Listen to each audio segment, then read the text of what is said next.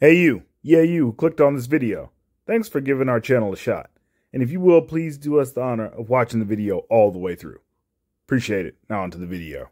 With multiple movies in the superhero genre underperforming or outright failing at the box office, such as The Flash, Rise of the Criminal, Shazam, Fury of Who the Hell Cares, Ant-Man and the Wasp, Quantum Man, Why the Hell Do We Make This, Thor, Love and Blunder, Black Panther Less, Wakanda for No One, Doctor Strange and the Wandaverse of Madness, and to be honest, the less said about Black Adam the better.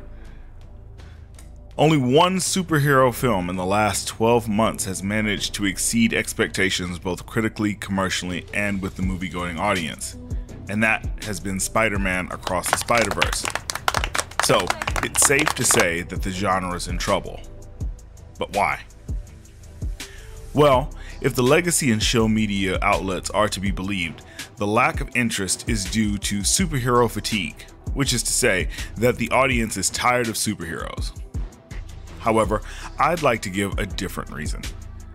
I'm pretty sure that fans are tired of Hollywood putting out ideological propaganda, incoherent, lazy stories stuffed into the skin suits of our favorite heroes. Let's examine a few of the examples I gave previously. First, Black Panther Wakanda Forever. This film should have been a slam dunk for critics and audiences, but due to the untimely passing of its star, Chadwick Boseman, Kevin Feige and Disney completely mishandled the film and instead made a mediocre cash grab that divided the fan base and is basically unusable for a third film because of their unwillingness to recast the main character T'Challa the Black Panther, and instead bet the franchise on the character of Shuri donning the suit with an army of girl boss characters behind her and putting in a race-swapped Namor the subpar mariner to pander to Latino audiences and hopefully make up for the shortfall left by the black male audience. Then there's The Flash, starring Ezra Miller, an unhinged former child star who would fit in better at Arkham Asylum than wearing the tights of the Scarlet Speedster. This movie was a death by 1,000 cuts, in no small part due to the film being made completely irrelevant by the coming reboot of DC on Film's new head honchos James Gunn and Peter Safran. With the Snyderverse erased, not even Michael Keaton's Batman could save this film from the eyes of fans.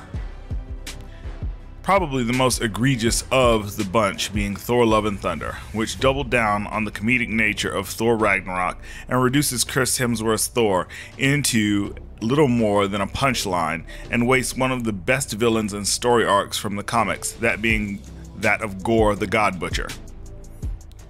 So, what do all these failures have in common? They all failed to give the customers what they wanted. See, Hollywood is one of those weird sales industries that can put out a product that no one wants and then blame the customer for not liking it. It would be like going to a baker and ordering chocolate chip cookies. Then the baker says okay, takes your money, and gives you peanut butter cookies in a chocolate chip cookie box. Instead, when you complain that not only did you not order peanut butter cookies, but you're allergic to peanut butter, the baker says, you just didn't understand the cookies and calls you a bigot. So how could this cycle of mediocre filmmaking and excuses be fixed? Well, let's look at a similar form of entertainment for context. Anime. Anime is adapted from Japanese comics, which are originally black and white. So the animation studio oftentimes collaborates with the manga author in order to make the already popular manga into an animated series or movie. The creator is happy because more people get to see his or her creation in a different fully color realized medium. The animation studio is happy because they are going to make tons of money off of a known quantity, thus taking very little risk. And the fans are happy because they get to see a fully color motion version of a book they already love. And new fans that may not have been interested in the manga get to experience the story for the first time, so everybody wins. Even though some changes are made in adapting the printed stories to television or film, the story is still mostly faithful to the source material. So, what's the difference between these very similar mediums? The difference is respect. You see, in anime, there's a respect for the paying customer and the source material because the studios understand that if they don't get it right, the customer will not pay for the product. Hollywood has been able to abuse their fan base for years, up until now, with no monetary backlash from the core fan base.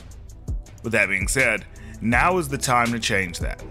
With the current writer strike and looming actor strike, now is the best time to use the stories from the comics faithfully and adapt the decades of popular stories to reinvigorate the genre so that fans come back.